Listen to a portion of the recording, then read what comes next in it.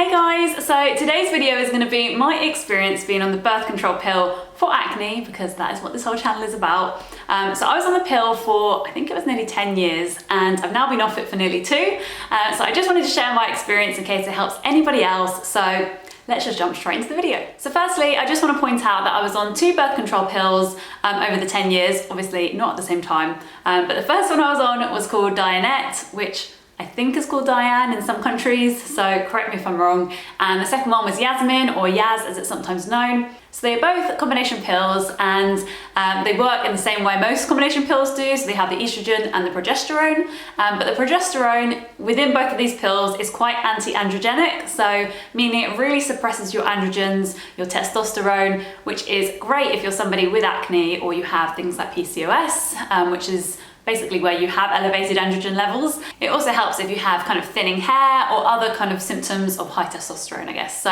that is why it was really great for me whilst I was on the pill, because it really helped with my acne. So during the 10 years, there was multiple pros and also multiple cons. So let's just start with the pros, I think. So Dianette, okay, I actually really liked being on this pill, and whilst it was only for a year, I noticed the biggest clearance in my skin ever. So I kind of always had that kind of congested, oily, spotty skin as a teenager, and as soon as I started Dianette when I was 16, after like 3 or 4 months, my skin was really looking good. So much so that I kind of didn't worry about wearing makeup so much, particularly in the summer. I would kind of be happy to be on the beach without kind of being covered in foundation, which is what I was used to the few years before that. But when I swapped over to Yasmin, I did start to notice that cysts would form, particularly after the week break. So I put that down as like period acne. So I would honestly believe that the week break that I had, and obviously you have a breakthrough bleed, I still believe that that was a period, because honestly I was not educated about the pill at all. I took this when I was 16, probably till I was like 26, without really knowing what it was doing to my body. So for me, I don't think Yasmin really worked in terms of cystic acne. Don't get me wrong, my skin was probably a lot clearer than it would have been without it. But I did get these really painful under the skin bumps across my chin and cheeks, probably 1 or 2 at a time.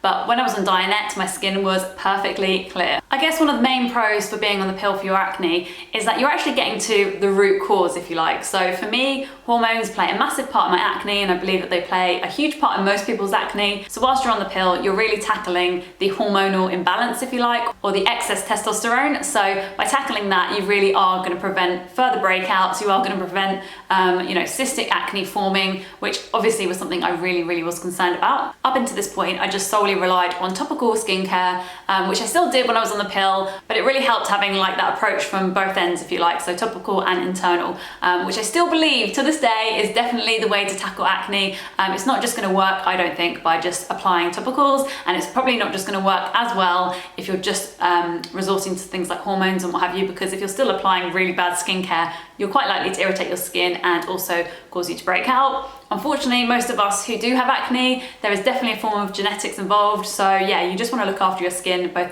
externally and internally. The other great pro about being on the pill is that you've got to control your period. So once again, I don't think you can really call it a period, but it was really great knowing that you could either take the pill back to back, which I don't think they suggest doing, but I know me and all my friends definitely did.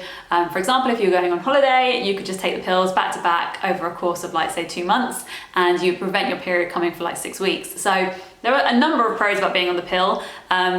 Not many, I might add, but obviously having clear skin whilst you're on it, and also being able to control your period, and also less painful periods, was basically the whole reason most of us went on it.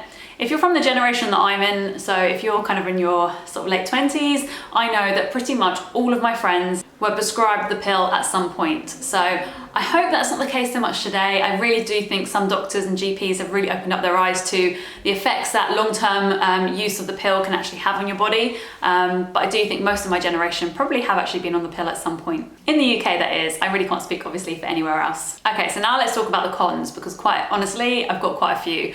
And the main one is my experience coming off the pill was probably one of the most traumatic things that has happened to me. So obviously being on the pill for 10 years and then stopping was a huge shock for my body. Honestly, yeah, it was pretty traumatic. So I've actually made an entire video about my experience coming off the pill, so I will link it on screen now in case that's something that's already happened to you. If you've just stopped the pill and you've noticed a real flare up in acne, please check out my videos above and below, because hopefully they can help you. I'm not an expert, but it really helped me hearing other people's experience with this, and that's honestly really the only way I was able to clear up my skin in the end. So yeah, that's con number one. Whilst you might be on the pill with clear skin, the minute you stop, it's quite likely that you might have a flare up, and it might even be worse than what it was like before you went on the pill. For me, that was 1000% the case. I used to just have acne kind of confined to my sort of T-zone, quite oily, quite congested, but nothing too deep and cystic, and certainly not on my cheeks. When I stopped, about 3 months later, my entire face kind of blew up with acne. Like,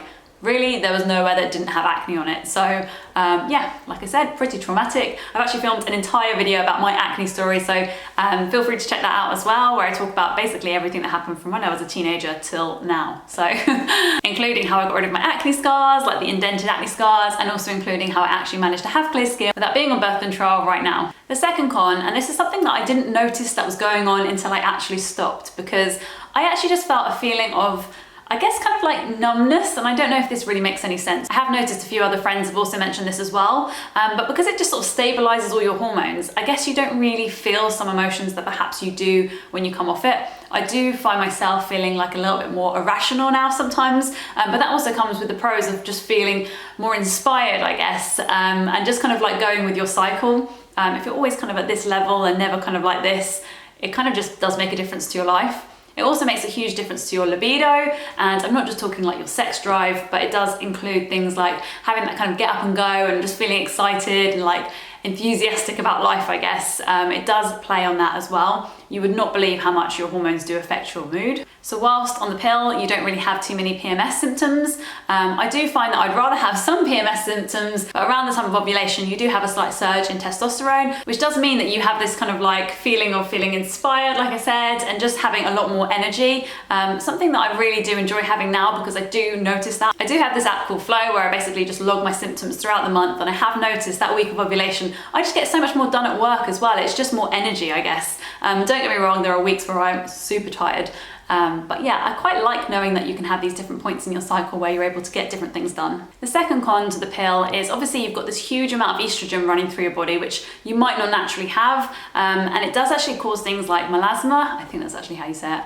But I used to get all these like brown spots across my forehead. These are like brown patches due to excess estrogen. And I would get them, yeah, predominantly on my face, sometimes a little bit on my arms. Particularly when I went into the sun and got a tan, that's when you would really notice them. And I think I actually went to the dermatologist like, I don't know, maybe a couple of years before I came off the pill, because I really wasn't sure what they were. But it turns out, yeah, it's melasma, and you can have some creams that can get rid of that, but ultimately the only thing that stopped that coming back is by stopping the pill. The next con is that your body is not ovulating for however long you are on the pill for, which has a huge knock-on effect on your general health, to be honest. So not only is it going to make it slightly more difficult potentially to get pregnant when you come off the pill, because it's going to take your hormones a little while to balance out. That obviously isn't the case for everybody, but it certainly was for me, because I didn't get a period for about 5 to 6 months after stopping for the first time. I did then go back on the pill, but that's a story for another time. When I came off the pill the second time, I was able to get my period back because I had done a whole lot of research. If you're struggling to get your period back after the pill, then there is a video that I'll link on screen now which talks about my experience with that and how I managed to get my period back. But ultimately, it's of course not healthy to stop your body doing what it naturally is supposed to do for a long duration of time, like 10 years. Is just not a good idea. And who knows what kind of knock-on effect that's going to have to my general health into my later years, like when I'm much, much older. Because we really are the first generation that was on the pill for that length of time. I know potentially our parents were on it as well, but not at the scale that we were.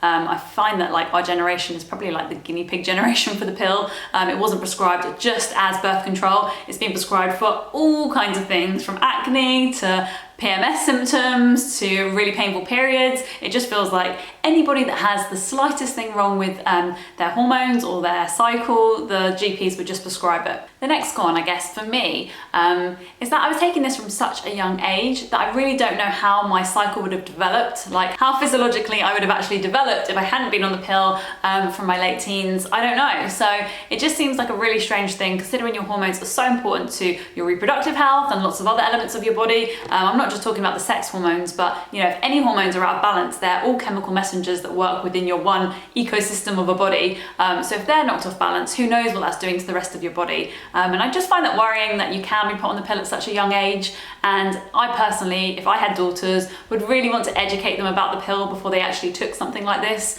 I just find it really disappointing that, for myself anyway, I really wasn't told anything about the contraceptive pill before I took it, which, you know, is kind of my fault. I take full responsibility for that. But when I was 16, I guess I didn't really care about what that might be doing to my body.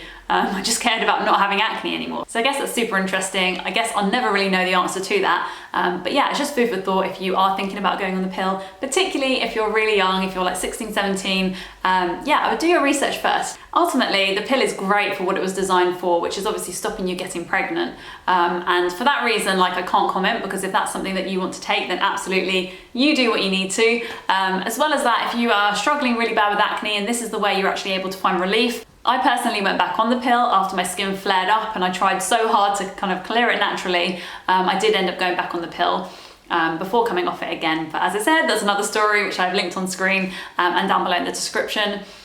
But honestly, I just think, you know, that there are plenty of other ways that you can clear your skin without really going on the pill for such a long time.